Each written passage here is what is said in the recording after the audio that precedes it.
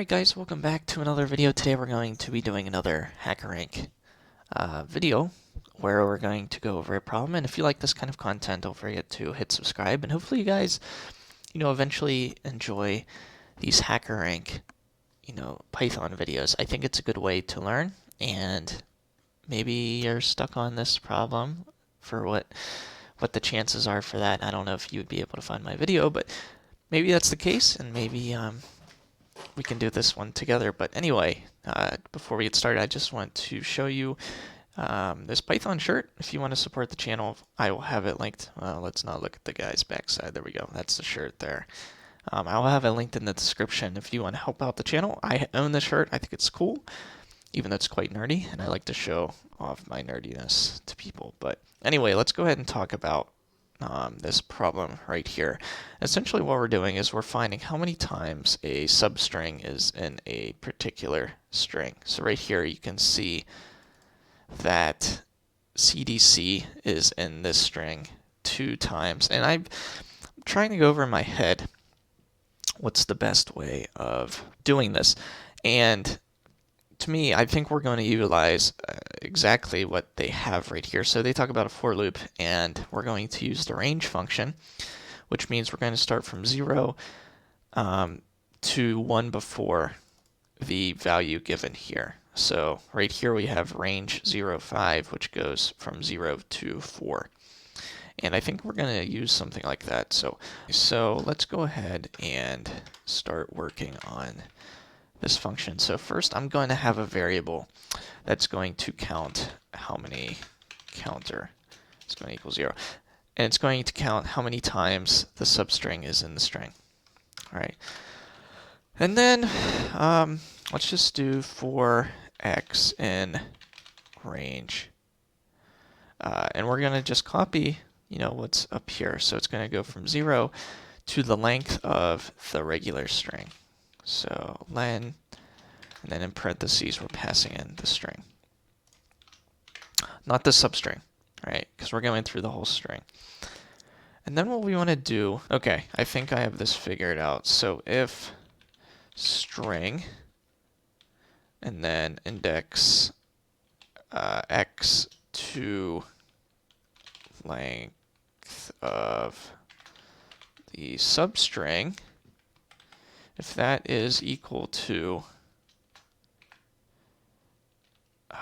substring, I'm not sure if this is, whoops, not in quotes, substring,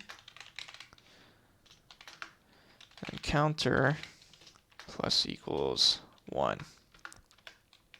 And then we don't need an else, it's just going to continue. I think this makes sense.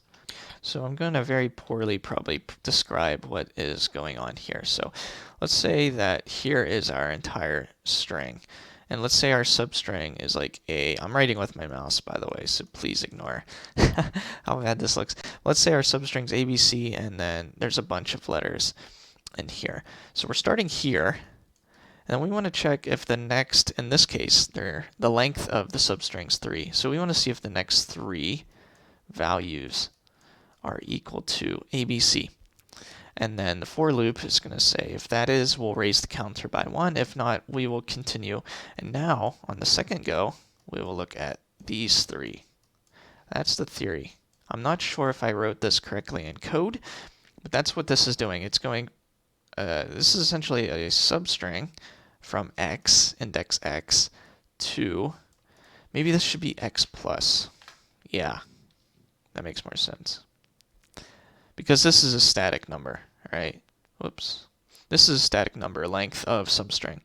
So we want to go the length of that substring over from index x, right? Just as I depicted here. And we're going to keep going. Third go around, we'll start here on, what is this? The third index, so index 2. And we'll keep going and keep going until we reach the end. But we have an interesting edge case at the very end. So once we get here, once we get here, it's going to be checking for indices past the size of the string. So maybe in range, length of string minus length of substring. That way, whoops, didn't mean to hit Control S again. That way we don't go over the range of the string when we check the next X amount of values. Okay, hopefully that makes sense. Let's go ahead and run it. I have a feeling it's not going to work. Ah, it did not. Expected output.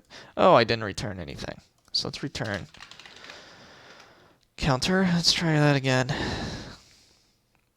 So it found 1.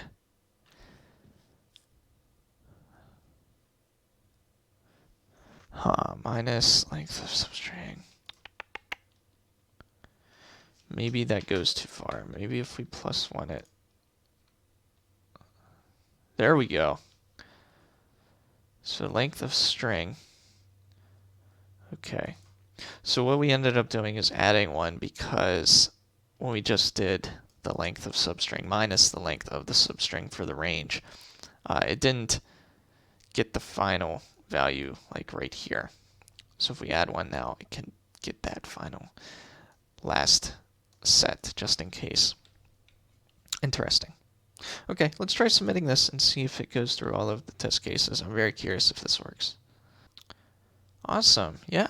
Wow. I can't believe it was actually that easy. Okay, maybe that is an easy problem, but I think to conceptualize it's pretty difficult because I have all of these difficult syntax and all jumbled into one line. And maybe if reading this, it's kind of hard to determine what I'm doing, which I like to avoid. But in this case, this makes the most sense to me. Hopefully this is useful to you guys. Hopefully I did an okay job in portraying what's going on here.